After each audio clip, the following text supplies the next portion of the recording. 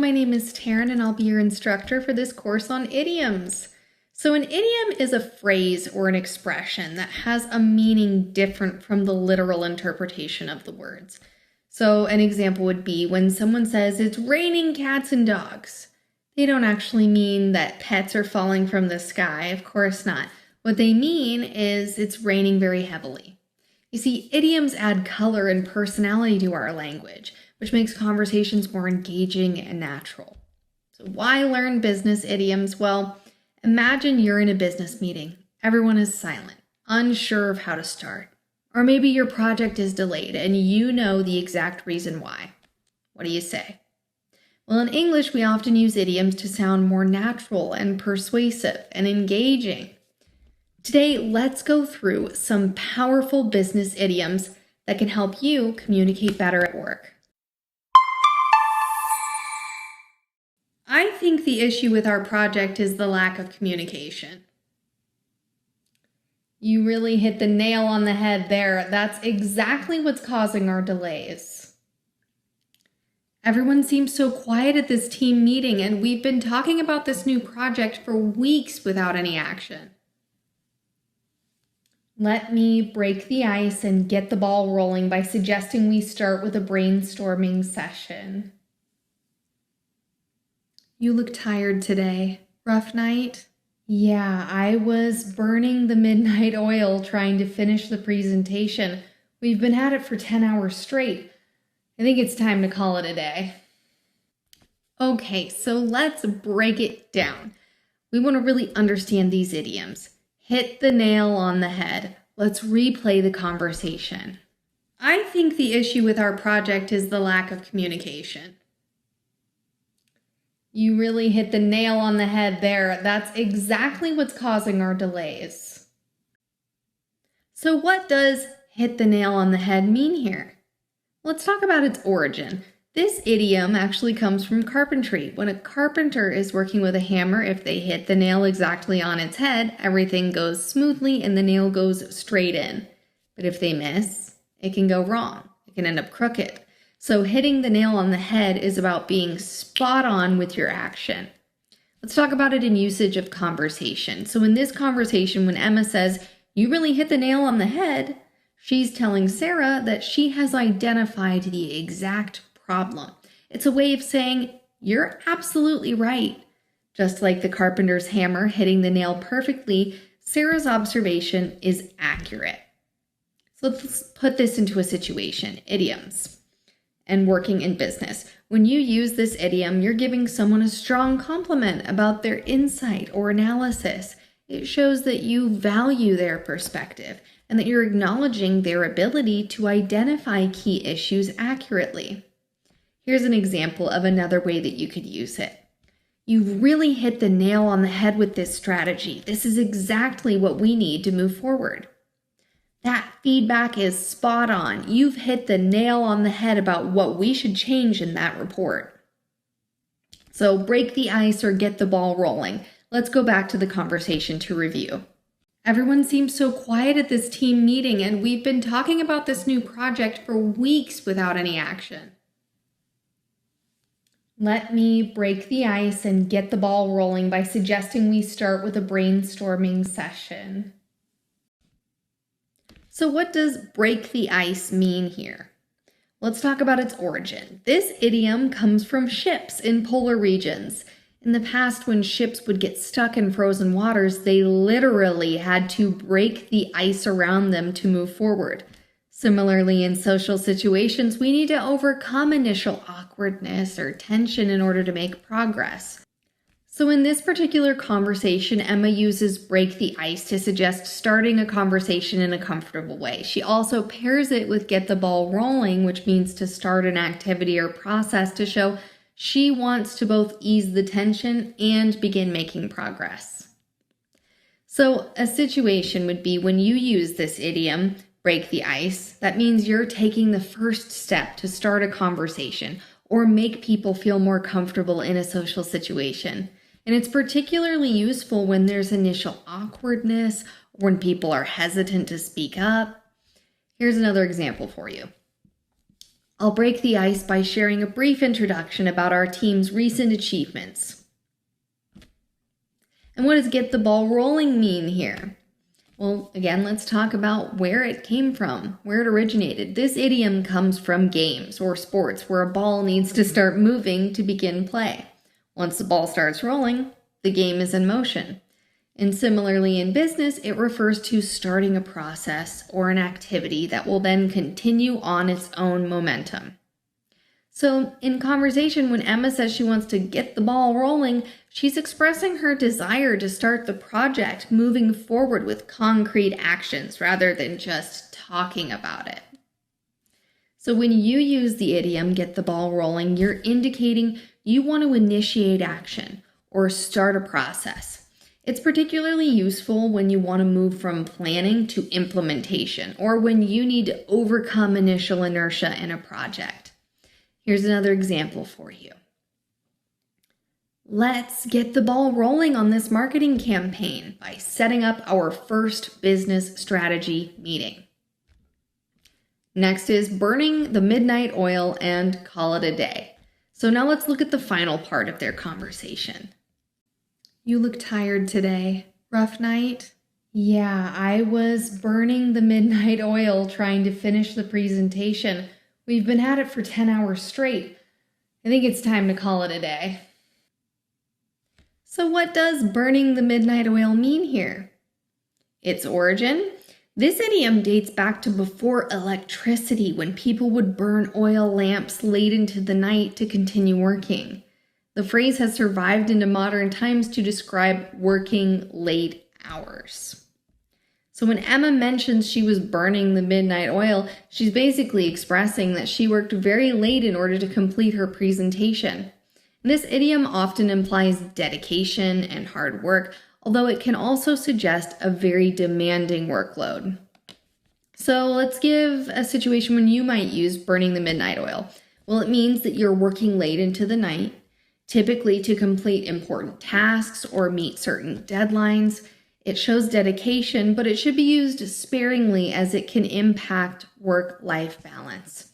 It's also often used to describe intense periods of work before major presentations or project deadlines. Let's give you an example to work with. The team has been burning the midnight oil to prepare for tomorrow's client presentation. And next, what does call it a day mean here? Let's talk about its origination. This phrase emerged from the traditional workday schedule where people would finish their work when daylight ended. And today it has evolved to mean ending any activity, regardless of the time. So in the conversation, when Emma says it, she uses call it a day to suggest stopping work after a very long period of putting in effort. It's a polite way to indicate that enough work has been done for now. Let's end it for today. A situation where you could use call it a day, well, it means that you're deciding to stop work or an activity for the day. It's often commonly used when you've accomplished enough or when you're too tired to continue productively. This particular idiom suggests a deliberate decision to end work rather than pushing beyond your reasonable limits or overworking. So our example could be, we've made great progress on the project proposal, but it's getting late. Let's call it a day. We can continue tomorrow with a fresh start. Hello and welcome to our next lecture on idioms. So why should we learn emotional idioms? Imagine you're having a conversation with someone about your feelings. Sometimes regular words just aren't enough to express how you really feel. That's where emotional idioms come in handy big time. These colorful expressions help us to communicate our feelings more effectively and engagingly. So today, let's explore some common emotional idioms that will make your conversations sound and feel more natural and expressive. I can't believe I failed that exam. I keep thinking about what I could have done differently. Don't cry over spilled milk. What's done is done. Let's focus on the next one. You're right. I think I need to blow off some steam at the gym first. That's a good idea. By the way, thanks for helping me study last week. You really have a heart of gold. Thanks. And guess what? I just got accepted into that summer program I applied for. No wonder you're walking on air. Though I noticed Jenny's giving you the cold shoulder since you got the spot she wanted. All right, so let's break it down. How we can understand these idioms. Don't cry over spilled milk. Let's replay the conversation. I can't believe I failed that exam. I keep thinking about what I could have done differently. Don't cry over spilled milk. What's done is done. Let's focus on the next one. So what does don't cry over spilled milk mean here? Let's talk about its origin. Imagine knocking over a glass of milk. You can't put it back into the glass, right? It's already spilled. Instead of getting upset about it, you move on. That's the idea behind this idiom. It means there's no use in being upset about something that has already happened and cannot be changed. So how would we use this in a conversation? When Michelle tells Lisa, don't cry over spilled milk, she's reminding her that she can't change the past, so it's better to focus on what's next. Let's put this into a situation. You use this idiom when you want to tell someone to not waste time worrying about something that has already happened. So here's an example. I missed my flight, but there's no point in crying over spilled milk. I'll just catch the next one. She was upset about losing the game, but I told her not to cry over spilled milk. There's always another chance. Let's go into blow off some steam. Let's go back to the conversation. You're right. I think I need to blow off some steam at the gym first. So what does blow off some steam mean here? Well, this idiom comes from steam engines. When they build up too much pressure, they need to release steam in order to avoid exploding. People are similar. They need to release built-up emotions in order to feel better. So let's talk about this usage in the conversation. When Lisa says she needs to blow off some steam, she means she wants to relieve stress by doing something physical, like going to the gym. So you use this idiom when someone needs to release frustration, anger, or stress. Here's a couple examples. After a long day at work, I go for a run to blow off some steam. Or, he was so frustrated after the argument that he went outside to blow off some steam. Next is heart of gold. Let's take a look at the next part. That's a good idea. By the way, thanks for helping me study last week. You really have a heart of gold. So what does heart of gold mean here? Well, gold is valuable and precious. So if someone has a heart of gold, it means they're kind, generous, and really caring. When Michelle tells Lisa she has a heart of gold, she means she's a genuinely kind and helpful person for helping her study. So a situation where we would use this idiom would be when describing someone who is very selfless, caring, and always willing to help others. An example would be, she volunteers at the shelter every weekend. She truly has a heart of gold. Or, even though he's always busy, he always finds time to help others. He has a heart of gold. Now let's look at the next part with walking on air. Thanks. And guess what? I just got accepted into that summer program I applied for. No wonder you're walking on air. So what does walking on air mean here? So imagine being so happy that you feel as light as air, as if you're floating or walking above the ground. That's where this idiom comes from. It describes extreme happiness. So when Michelle says, no wonder you're walking on air, she means that Lisa is so happy and excited about her acceptance that she feels like she's floating. You use this idiom when someone is extremely happy about something.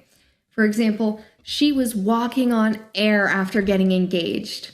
Or, I felt like I was walking on air when I won the award. Up next, we have cold shoulder. Now let's look at the final part of the conversation. Though I noticed Jenny's giving you the cold shoulder since you got the spot she wanted. So what does cold shoulder mean here? Well, in medieval times, guests who were no longer welcome were served cold meat instead of a warm meal. This was a sign that it was time for them to leave. Over time, cold shoulder came to mean ignoring or being unfriendly to someone. So when Michelle says Jenny's giving you the cold shoulder, she means that Jenny is ignoring Lisa or treating her coldly because she's upset. You use this idiom when someone is deliberately ignoring or being unfriendly to another person. So an example would be, after our argument, she gave me the cold shoulder for a whole week. Or, I don't know why he's giving me the cold shoulder. I thought we were friends. And that concludes our lesson on idioms related to emotions and reactions. Thanks for joining us. Hello and welcome to our next lecture on idioms. What are problem-solving idioms? When faced with challenges and problems, English speakers often use colorful expressions to describe their situations and solutions. These idioms help us communicate about difficulties and decision-making in a more engaging way. Today, let's explore some common problem-solving idioms that will help you express yourself more naturally in challenging situations. We've hit a snag with the new project timeline. This project is turning out to be a tough nut to crack. Let's cut to the chase. What's our next step? We should focus on the current phase. We'll cross that bridge when we come to it regarding the later stages. All right, the ball is in your court now. Let me know what support you need. Okay, so let's break it down. Hit a snag. Let's replay the conversation. We've hit a snag with the new project timeline. So what does hit a snag mean here? Well, a snag is a small problem or obstacle, like a branch in a river that slows down a boat. If you hit a snag, you've encountered a difficulty or a setback that prevents smooth progress. So in conversation, when Tina says we've hit a snag with the new project timeline, she means that they have encountered an unexpected issue that is delaying their work. So you would use this idiom when talking about unexpected problems that slow down a project or a process. So for example, you might say, we were making good progress on the construction, but we hit a snag with the permits. Or, I was almost finished with my application, but I hit a snag when I realized I was missing a document. Next is tough nut to crack. Let's go back to the conversation. This project is turning out to be a tough nut to crack. So what does tough nut to crack mean here? Think about a nut with a hard shell. If it's tough to crack open, it means it's difficult to deal with or solve, just like a challenging problem. So when Sarah says this project is turning out to be a tough nut to crack, what she means is that it is much more difficult than she expected. So you would use this idiom when something is very challenging, tricky, tedious, or hard to solve. An example could be, this math problem is a tough nut to crack. I've been stuck on it for hours. Or, convincing the client to agree to our terms is a tough nut to crack. Up next, we have cut to the chase. Now let's look at this next part. Let's cut to the chase. What's our next step? So what does cut to the chase mean here? This idiom comes from early Hollywood movies. Instead of wasting time on unnecessary scenes, filmmakers would cut to the chase, jumping straight to the action. So when Tina says, let's cut to the chase, she means she wants to get straight to the important point without wasting any time. So you would use this idiom when you want to skip unnecessary details and go straight to the main point. An example could be, we don't have much time, so let's cut to the chase. What's the budget for the project? Or perhaps, I appreciate your background story, but let's cut to the chase. How can we solve this issue? Next is cross that bridge when we come to it. Let's go back to the conversation. We should focus on the current phase. We'll cross that bridge when we come to it regarding the later stages. So what does cross that bridge when we come to it mean here? Imagine you're on a journey and there's a bridge up ahead. Instead of worrying about it now, you decide to deal with it when you actually reach it. That's exactly what this idiom means. So when Sarah says, we'll cross that bridge when we come to it, she basically means they shouldn't worry about future problems right now. They'll deal with them later. So you would use this idiom when you want to avoid stressing about future problems until they actually happen in the present moment. An example could be, I don't know what I'll do if I don't get the job, but I'll cross that bridge when I come to it. Or, there's a chance the weather might change, but we'll cross that bridge when we come to it. Next is, the ball is in your court. Now let's look at the final part. All right, the ball is in your court now. Let me know what support you need. So what does the ball is in your court mean here? This phrase comes from tennis or basketball. When the ball is in your court, it's your turn to take action. So when Tina says, the ball is in your court now, she means Sarah is now responsible for making the next decision. You would use this idiom when you want to say that it's someone else's turn to take action or make a decision. So an example that we could use in this case would be, I've sent you all the information you need. The ball is in your court now. Or we've done everything we can to support the deal. The ball is in their court. And that concludes our lesson on idioms related to problem solving and challenges. Great job! Hello and welcome to our next lecture on social idioms.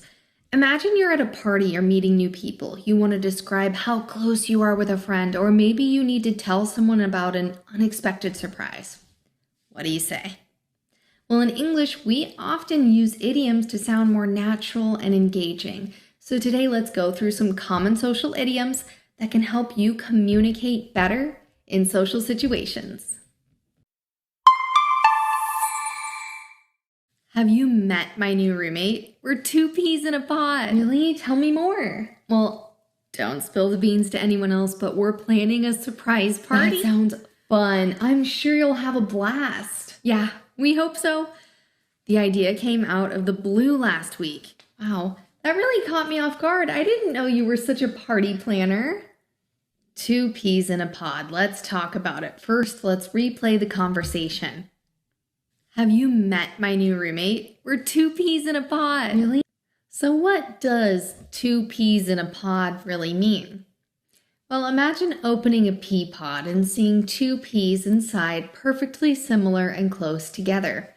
This idiom comes from that visual. When two people are very similar in personality, interests, or habits, they're like two peas in a pod. So when Lisa says, we're two peas in a pod, she means that she and her new roommate are very close and have a lot in common. So a situation for when you're using this idiom, you're describing a close friend or a relationship where two people are very alike. An example would be, my best friend and I are two peas in a pod. We love the same movies, music, and hobbies. Or John and his brother are two peas in a pod. They even dress alike. Next is spill the beans. Let's go back to that conversation. Really? Tell me more. Well, don't spill the beans to anyone else, but we're planning a surprise party. So what does spill the beans mean here anyway? So this idiom actually comes from an ancient voting system where people used to use beans to cast votes in secret. If someone accidentally spilled the beans, the secret was revealed. So in this particular conversation, Lisa tells Martha not to spill the beans, meaning she doesn't want her to reveal the secret about the surprise party. So when you use spill the beans, you're talking about revealing a secret, usually by accident, like giving something away. Example, I accidentally spilled the beans about the office promotion before it was officially announced. Or don't spill the beans about the surprise gift. I want it to be a total shock. Next is out of the blue.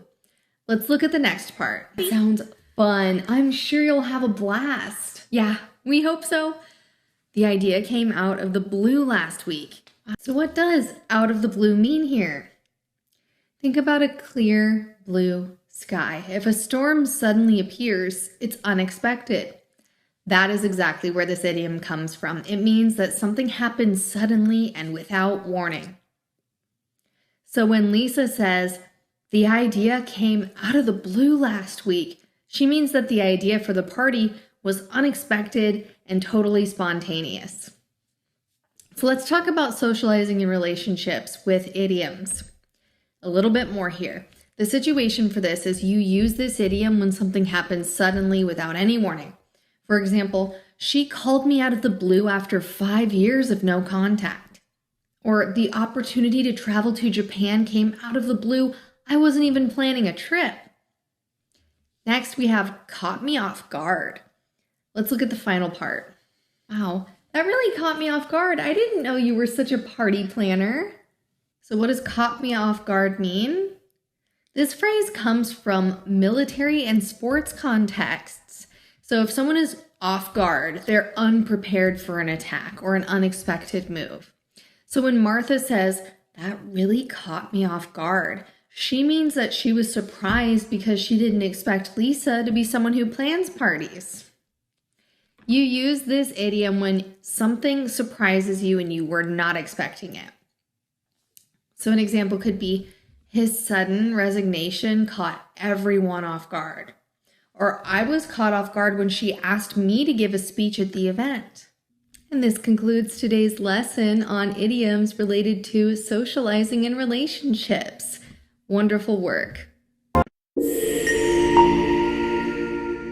Welcome to our next lesson on idioms. So why learn time and opportunity idioms? Well, time and opportunities are precious. In English, we use idioms to describe how quickly time passes, how to seize opportunities, and why acting fast can prevent bigger problems.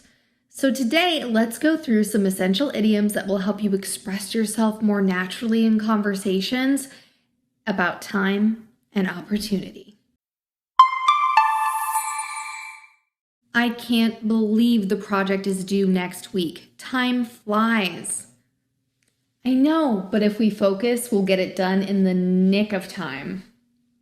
You're right, we should make hay while the sun shines and finish as much as we can today. Exactly. A stitch in time saves 9. Let's fix small issues now before they become big problems. Good point. And if we don't finish on time, well, better late than never. All right, so let's break it down and understanding these idioms. Time flies. Let's replay the conversation. I can't believe the project is due next week. Time flies. So what does time flies mean here? This phrase actually comes from the Latin saying tempus fugit, which means time moves fast like a flying bird. We often say this when we feel like time has passed quickly. And in the conversation, when Jacqueline says, time flies, she means the deadline has arrived faster than expected. You can use this idiom when talking about how quickly time passes, especially when you're busy or having fun. Example would be, I can't believe it's already December. Time flies. Or time flies when you're enjoying your vacation. Next is in the nick of time. Let's go back to the conversation. I know, but if we focus, we'll get it done in the nick of time. So what does in the nick of time mean here? This idiom comes from the idea of marking precise moments in time. If something happens right before it's too late, it happens in the nick of time. When Emma says, we'll get it done in the nick of time, she means they will complete the project just before the deadline.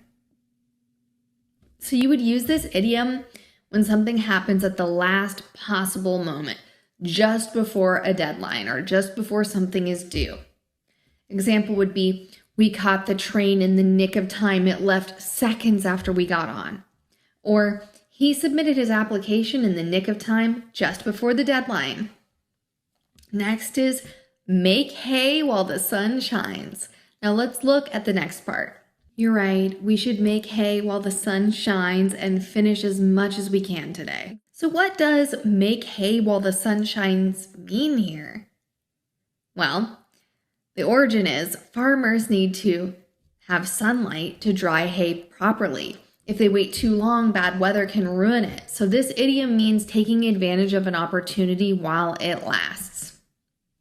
So when Jacqueline says, we should make hay while the sun shines, she means they should take advantage of their time and energy now to get the work done. You use this idiom when talking about making the most of a good situation before it's too late. So an example could be, it's the holiday season. Let's make hay while the sun shines and boost sales. Or, she's in a great mood right now, so ask for permission while you can. Make hay while the sun shines. This next one I really like. A stitch in time saves 9. Let's go back to the conversation. Exactly. A stitch in time saves 9. Let's fix small issues now before they become big problems. So what does a stitch in time saves 9 mean here? This idiom comes from sewing. If you fix a small tear with one stitch, you prevent the need for 9 more stitches later when it gets worse. So when Emma says, a stitch in time saves 9, she means it's better to fix small problems now before they become bigger and harder to handle later.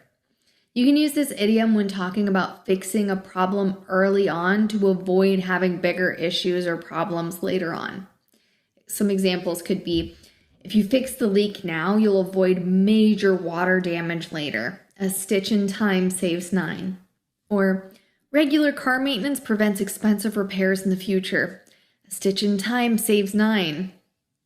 Next is, better late than never. Now let's take a look at the final part. Good point. And if we don't finish on time, well, better late than never. So what does better late than never mean here? This phrase simply means it's better to do something late than to never do it at all. So when Jacqueline says better late than never, she means that even if they missed the deadline, at least they still completed the work. You would use this idiom when talking about doing something late, but still appreciating that it got done at all. So an example could be, she finally apologized for her mistake.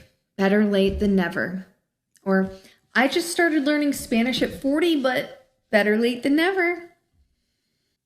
And this concludes today's lesson on idioms related to time and opportunity. Well done. I'll see you in the next one.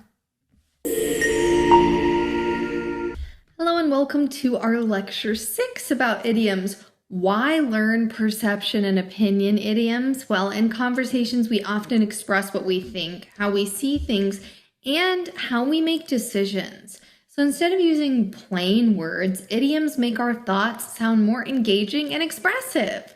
Today, we'll go through some common idioms about perceptions and opinions that will help you sound more natural in everyday conversations. Where should we eat tonight? I'm thinking of that new Italian place. It's a no-brainer. Their food is amazing. All right, but you seem a little distracted. A penny for your thoughts? Oh, I just overheard my boss talking earlier. I had to read between the lines, but I think there are going to be some big changes at work. Well, don't judge a book by its cover. Maybe the changes will be good. I hope so. Oh, and speaking of work, Sarah let the cat out of the bag about the surprise party for Tom. All right, you know what time it is. Let's break it down, understanding the idioms. So first of all, it's a no-brainer. Let's replay the conversation. Where should we eat tonight? I'm thinking of that new Italian place. It's a no-brainer. Their food is amazing. So what does it's a no-brainer mean here? A no-brainer means a decision that requires no thinking at all. It's so obvious that you don't even need to use your brain. So when Emma says, it's a no-brainer, she means that choosing the Italian restaurant is an easy and obvious decision. You use this idiom when something is so clear and simple that it doesn't require much thought. An example would be, should I take the promotion with a higher salary? It's a no-brainer. Or wearing sunscreen at the beach? That's a no-brainer. A penny for your thoughts. Let's go back to the conversation. All right, but you seem a little distracted. A penny for your thoughts? So what does a penny for your thoughts mean here? This phrase actually comes from Old English times when a penny had more value. People would offer a penny to hear someone's thoughts, meaning they were curious about what the other person was thinking. So when Jacqueline says a penny for your thoughts, she's asking Emma, what is she thinking about? Because she looks distracted. So you use this idiom when someone seems lost in thought and you want to know what's on their mind. So an example could be, you've been quiet for a while. A penny for your thoughts? Or, you look deep in thought. Penny for your thoughts? Next is read between the lines. Let's look at the next part of the conversation. I just overheard my boss talking earlier. I had to read between the lines, but I think there are going to be some big changes at work. So what does read between the lines mean here? In old coded messages, secret information was actually sometimes hidden between the actual lines of text. If you read between the lines, you look for hidden meanings or indirect messages. So when Emma says, I had to read between the lines, she means her boss didn't say the changes directly, but she could understand the hidden meaning behind the words. So you use this idiom when someone isn't being direct about something and you have to figure out what they really mean. An example could be, he didn't say he was unhappy, but if you read between the lines, you could tell he was frustrated. Or, the letter didn't say we were rejected, but reading between the lines, I think we did not get the deal. Next we have, don't judge a book by its cover. Let's go back to the conversation. Well, don't judge a book by its cover. Maybe the changes will be good. So what does don't judge a book by its cover mean? This idiom comes from books. Just because a book has a boring cover doesn't mean the story inside isn't amazing. The idea is that you shouldn't judge things or people based only on appearances. So when Jacqueline says, don't judge a book by its cover, she means Emma shouldn't assume that the work changes will be bad just because they seem uncertain. So you could use this idiom when reminding someone not to make assumptions based on only looks or first impressions. So an example could be, she might seem shy, but don't judge a book by its cover. She's actually really funny. Or that restaurant looks small, but don't judge a book by its cover. The food is fantastic. And then we have, let the cat out of the bag. Let's look at the final part of the conversation. I hope so. Oh, and speaking of work, Sarah let the cat out of the bag about the surprise party for Tom. So what does let the cat out of the bag mean here? Well, the origin of this idiom, in old markets, dishonest sellers would sometimes put a cat in a bag instead of a piglet and sell it. When the buyer opened the bag and the cat jumped out, the secret was revealed. When Emma says, Sarah let the cat out of the bag, she means Sarah accidentally revealed the secret about Tom's surprise party. You use this idiom when someone accidentally reveals a secret. So for example, I was trying to keep my vacation a surprise, but my friend let the cat out of the bag. Or, he let the cat out of the bag about the company merger before the official announcement. Thank you so much for joining me. This concludes our lesson about idioms related to perceptions and opinions. Wonderful work. Hello and welcome to Lecture 7 on idioms. Why learn money and finance idioms? Well, money plays a big role in our lives, and we often use idioms to talk about saving, spending, and managing finances. Instead of saying something in a basic way, Idioms make financial conversations more engaging and expressive. So today, let's go through some common money and finance idioms that will help you sound more natural in discussions about budgeting, expenses, and financial decisions. I'm trying to save money this month. You know what they say, a penny saved is a penny earned. That's smart. I really wanted to buy the new iPhone, but it costs an arm and a leg. I know, and last night my friends went to that fancy restaurant, and guess who had to foot the bill? Ouch, that must have been expensive. I'm barely making ends meet as it is. Same here. And have you seen the rent prices lately? You have to pay through the nose just to get a small apartment.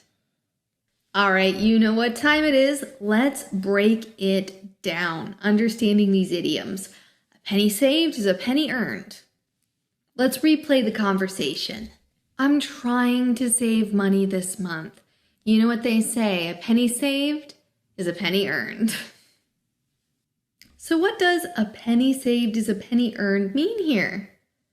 This phrase is often attributed to Benjamin Franklin. It means that saving money is just as valuable as earning it because it helps build financial security. So when Emma says a penny saved is a penny earned, she means that by saving money instead of spending it, she is effectively increasing her wealth. You use this idiom when talking about the importance of saving money. Let's go through a couple examples. I decided to cook at home instead of eating out. A penny saved is a penny earned. You don't need that expensive coffee every day. A penny saved is a penny earned. Now let's go to costs an arm and a leg, or cost an arm and a leg. Let's go back to the conversation. That's smart. I really wanted to buy the new iPhone, but it costs an arm and a leg. So what does cost an arm and a leg mean here? This phrase likely comes from historical wartime injuries. Losing an arm or a leg was a very high price to pay. So today it means simply something is extremely expensive. When Jacqueline says it costs an arm and a leg, she means the new iPhone is very expensive. You use this idiom when something costs a lot of money. Like, for example, that designer handbag costs an arm and a leg. I can't afford it. Or college tuition these days costs an arm and a leg. Now let's look at the next part. I know, and last night my friends went to that fancy restaurant, and guess who had to foot the bill? So what does foot the bill mean here? Well, the word foot refers to totaling up the final amount on a bill. When you foot the bill, you pay for everything. So when Emma says, guess who had to foot the bill? She means that she had to pay for the entire restaurant bill. You would use this idiom when someone is responsible for paying the entirety of a large bill. For example, my dad offered to foot the bill for my college tuition. Or at the company dinner, our boss footed the bill for everyone. And then we have make ends meet. Let's go back to our conversation. Ouch, that must have been expensive. I'm barely making ends meet as it is. So what does make ends meet mean here?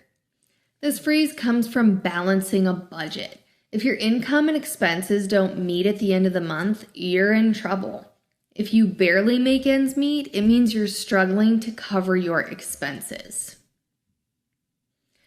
So when Jake says, I'm barely making ends meet, he means he's struggling to manage his finances and to cover his expenses. So you could use this idiom when someone is financially struggling to pay for their needs.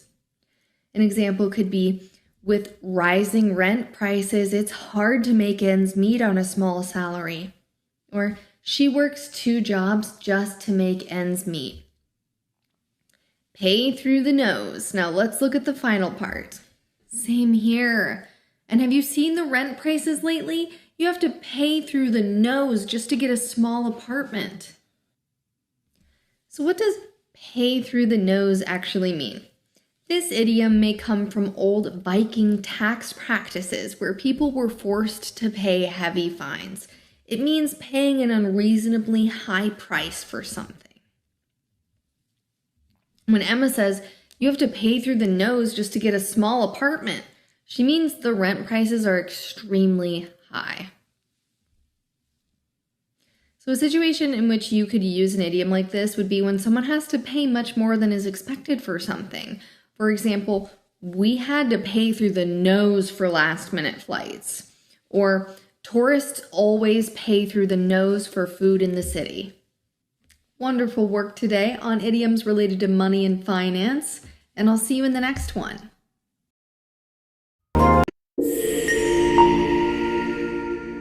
Welcome back for Lesson 8 on idioms. Why learn health and well-being idioms? Well, health is one of the most common topics in everyday conversations. Instead of saying, "I feel sick" or "I'm recovering," idioms make the conversation more natural and expressive. So today we'll go through some common idioms related to health and well-being that will help you talk about sickness, recovery, and overall health in an engaging way. "Hey Jacqueline, you weren't at work yesterday. Everything okay?" "Not really. I was feeling under the weather, so I stayed home to rest." "Oh no, I hope you're on the mend now." "Yeah, I'm getting there. My fever went down and I should be back on my feet soon." "That's good to hear. You're usually in the pink, so it's strange to see you sick." "I know, but last night I took a turn for the worse and I thought I'd never recover." "You know what time it is? Let's break it down." So, under the weather.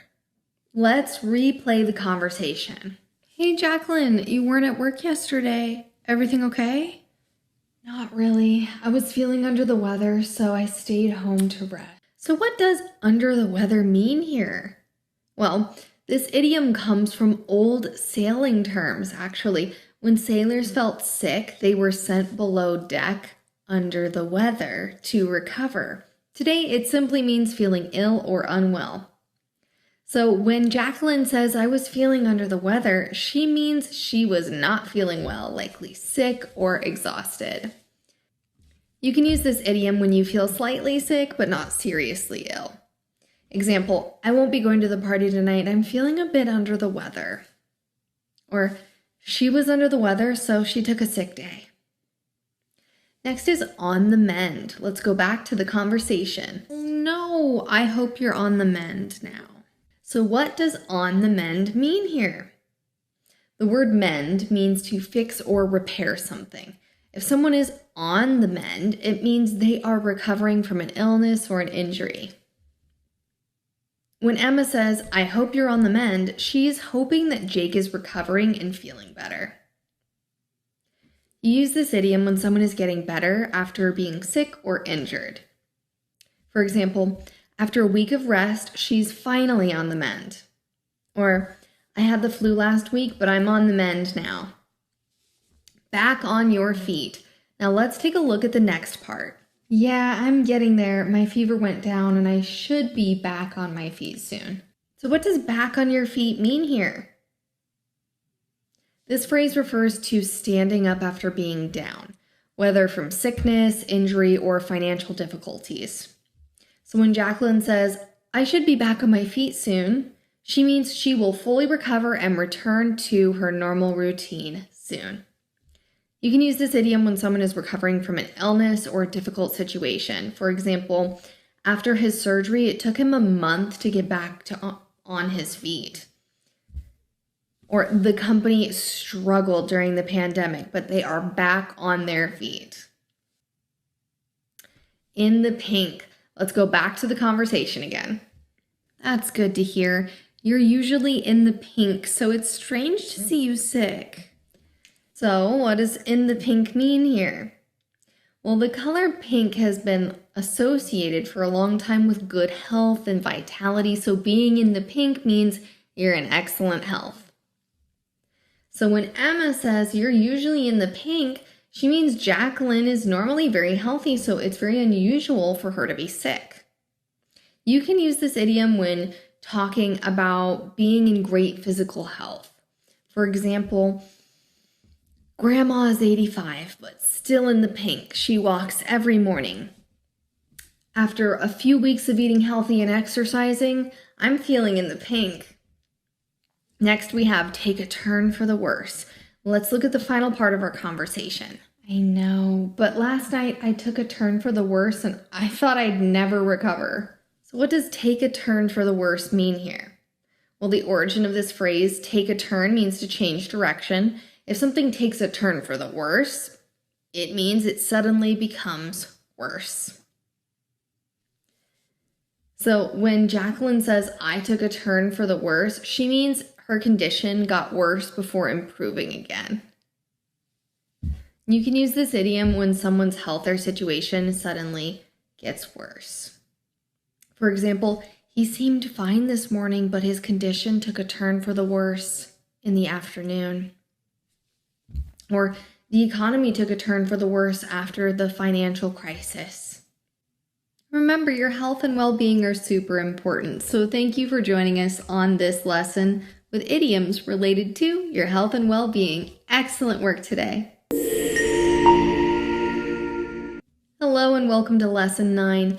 Why should we learn about luck and chance idioms? Well, life is full of surprises. Sometimes we win, sometimes we lose, and sometimes we take chances. In English, we use idioms to talk about luck, fortune, and taking risks. So today, let's go through some common idioms about luck and chance that will help you sound more natural in everyday conversations.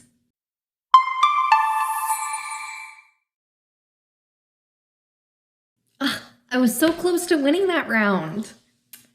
Better luck next time. You almost had it. Yeah, but look at that kid over there. He just won the jackpot on his first try. Must be beginner's luck. Maybe. But I believe you have to make your own luck. Keep practicing and you'll win soon. True. I guess fortune favors the bold. I'll go for the big prize next time. Go for it. Fingers crossed that you win. All right, so let's break it down, understanding these idioms. Better luck next time. Let's replay the conversation. I was so close to winning that round. Better luck next time. You almost had it. Yeah, but so what does better luck next time mean here? Well, this phrase is simply a way of wishing someone good luck in the future after they fail at something. It's a way of encouraging them to try again. When Emma says, better luck next time, she means Jacqueline didn't win this time, but she hopes she will next time. You can use this idiom when someone loses a game, fails a test, or just doesn't succeed at something, and you want to encourage them. An example could be, I didn't get the job, but oh well, better luck next time. Or, she didn't win the tennis match, but I told her better luck next time. Let's go back to the conversation. Beginner's luck. Yeah, but look at that kid over there. He just won the jackpot on his first try.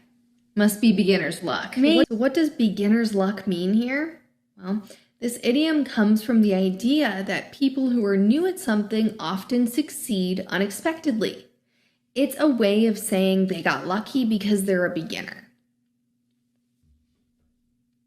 So when Jacqueline says, must be beginner's luck, she means the kid that won the jackpot won because he was lucky on his first try, not because of his skill.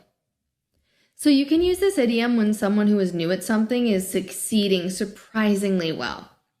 An example could be, it was my first time playing poker and I won. Must be beginner's luck. Or, she beat me at chess even though she had never played before. Beginner's luck. Next we have make your own luck. Now let's look at the next part. Maybe, but I believe you have to make your own luck. Keep practicing and you'll win soon.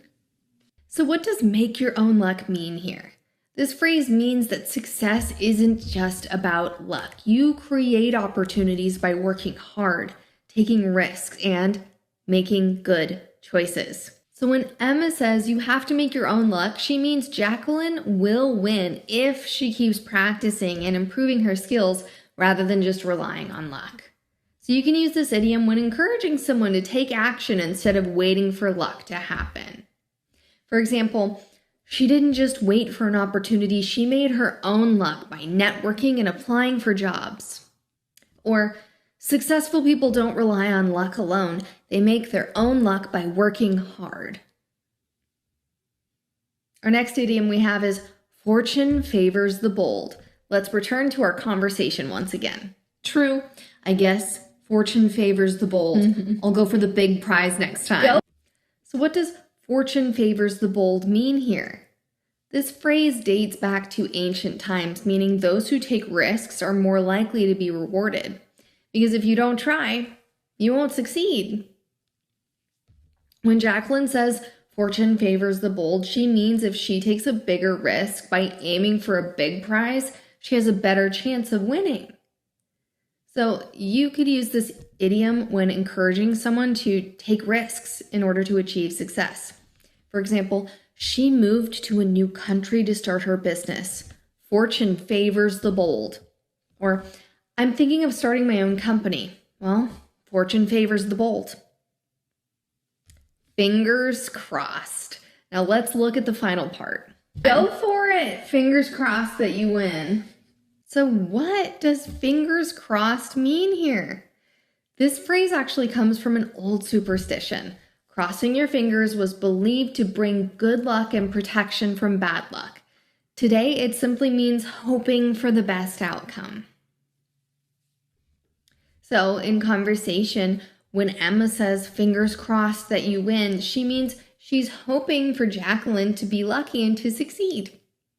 In your case, you can use this idiom when you're hoping for something good to happen. Like, I have a big exam tomorrow, fingers crossed that I pass. Or, we applied for a loan, fingers crossed we get approved. Beautiful work today on idioms related to luck and chance. I'll see you in our next lesson. Welcome to Lesson 10. Why learn decision-making and judgment idioms? Well, every single day we make big and small decisions, and sometimes we need to think carefully, and other times we have to decide quickly. Idioms help us express how we make decisions and evaluate situations in a more engaging way. Today, let's go through some common idioms related to decision-making and judgment that will help you sound more natural in conversations. I got 2 job offers, but I'm not sure which one to take. That's a big decision. Maybe you should sleep on it before deciding. Yeah, I need more time, but my recruiter said the ball is in my court now. That's true. Just don't make a snap decision. You should weigh the pros and cons. Good advice. But I also feel like I should go with my gut on this one. That makes sense. And if the job doesn't work out, you can always cut your losses and move on. All right, so let's break it down. Let's understand these idioms. First, sleep on it.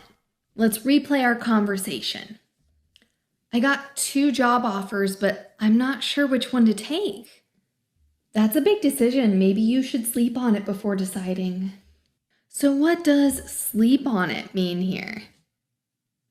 This idiom comes from the idea that thinking about something overnight can actually help you make a better decision because your brain processes information while you sleep. So waiting a day can lead to a clearer choice. When Jacqueline says, maybe you should sleep on it, she means Emma should take some time before she makes her final decision. And you could use this idiom when you need to take more time to think about something before you make your decision. For example, I'm not sure if I should buy this car. I'll sleep on it and decide tomorrow. Or she didn't accept the job offer right away. She decided to sleep on it. Then the ball is in your court. Let's go back to our conversation. Yeah, I need more time, but my recruiter said the ball is in my court now. So what does the ball is in your court mean here? This idiom comes from sports, especially tennis and basketball. When the ball is in your court, it's your turn to take action. When Emma says, the ball is in my court now, she means it's her responsibility to make a decision about the job offers. So you could use this idiom when someone has to take action or make a decision. For example, we sent them the contract, now the ball is in their court. Or I've given you all the information, you have to decide. The ball is in your court. Next, we have make a snap decision. Let's take a look at the next part of our conversation.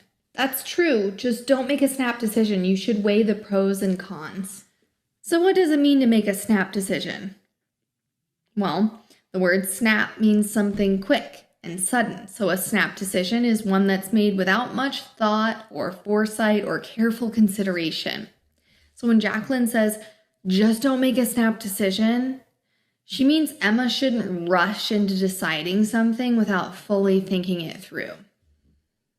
You can use this idiom when someone makes a very quick decision about something without fully considering all of the consequences of their decision. An example would be, I made a snap decision to buy the expensive phone and now I regret it. Or, don't make a snap decision about moving. Think about it carefully. Next, we have go with your gut. Let's go back to our conversation again. Good advice, but I also feel like I should go with my gut on this one. So what does go with your gut mean here? Well, this idiom is based on the idea that our instincts, gut feelings, can sometimes guide us better than overthinking something. So when Emma says, I should go with my gut, she means she wants to trust her instincts instead of overanalyzing the decision. So a situation when you could use this idiom is when someone makes a decision based on their intuition or their feelings, gut feelings, rather than logic. For example, I wasn't sure about the deal, but I went with my gut and it worked out. Or sometimes you just have to go with your gut and trust your instincts. Next, we have cut your losses. Let's take a look at the final part of our combo. That makes sense. And if the job doesn't work out, you can always cut your losses and move on. So what does it mean here to cut your losses? Well, this phrase comes from business and gambling. If an investment or bet is failing, it's sometimes better to accept a small loss and then move on instead of losing even more and having bigger losses. So when Jacqueline says, cut your losses and move on, she means if the job Emma chooses turns out to be a bad choice, she can just leave it instead of suffering further. You could use this idiom when someone should stop doing something that is not worth continuing. For example, I kept investing in that failing business, but I finally decided to cut my losses.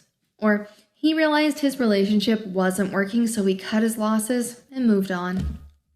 That concludes our lesson on idioms related to decision-making and judgment. Thank you so much.